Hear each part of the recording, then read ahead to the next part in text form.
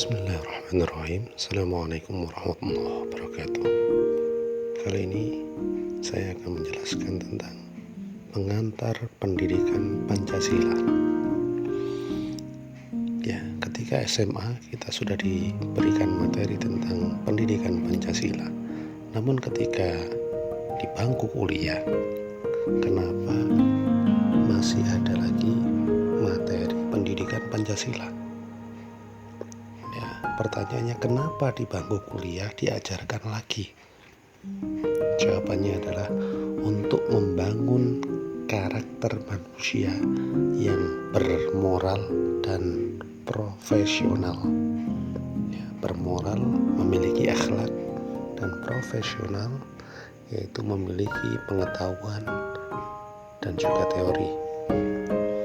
Hal tersebut karena perubahan dan infiltrasi budaya asing yang bertubi-tubi masuk ke Indonesia bukan hanya terjadi dalam masalah pengetahuan dan teknologi saja, melainkan juga berbagai aliran yang masuk ke negara kita.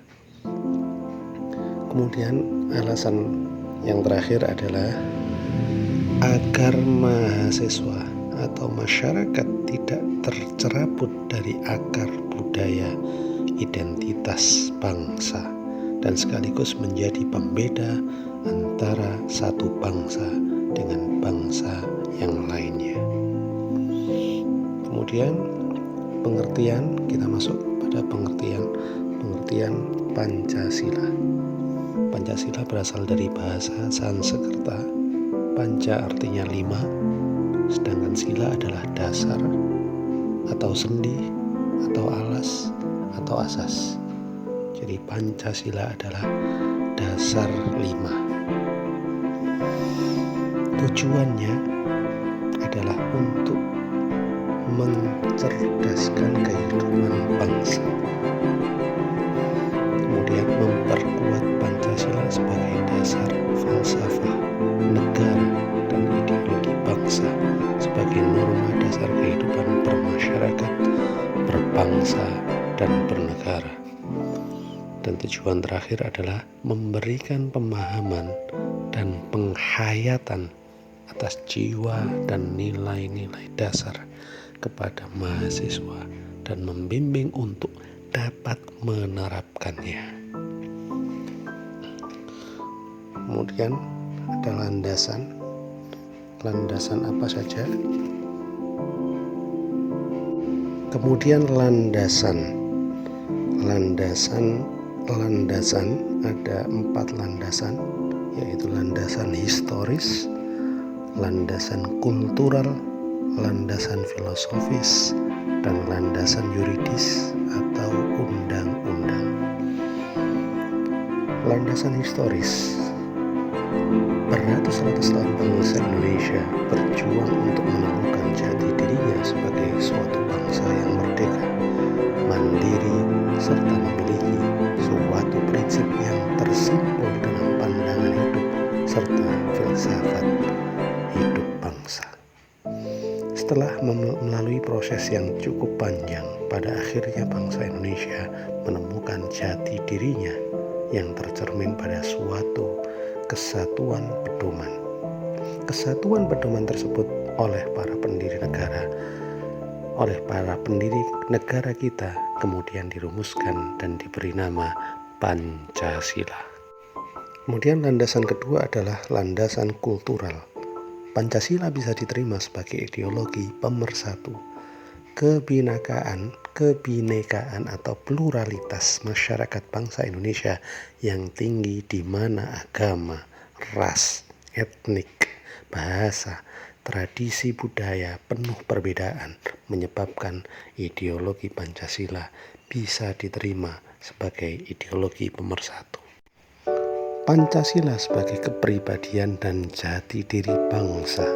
Jati diri bangsa Indonesia tidak lain adalah ideologi Pancasila yang membedakan bangsa Indonesia dari bangsa lain. Landasan filosofis. Nenek moyang kita sebagai bangsa telah mengamalkan nilai-nilai Pancasila dalam kehidupan atas dasar tersebut Pancasila tidak muncul dari sekedar pikiran logis rasional, tetapi digali dari akar budaya bangsa Indonesia itu sendiri. Pancasila disebut mengandung nilai-nilai dasar filsafat. Pancasila sebagai sumber nilai dalam penyelenggaraan kenegaraan, dan Pancasila sebagai pedoman dalam pelaksanaan penyelenggaraan negara Republik Indonesia. Dan landasan terakhir adalah landasan yuridis. Landasan yuridis mengacu kepada peraturan perundang-undangan yang melegitimasi pendidikan Pancasila.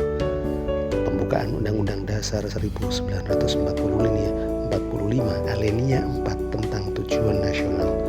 Undang-Undang Dasar 1945 pasal 31 mengatur lebih lanjut tentang hak tiap warga negara untuk memperoleh pendidikan, dan Undang-Undang Nomor 20 tahun 2003 tentang sistem pendidikan nasional.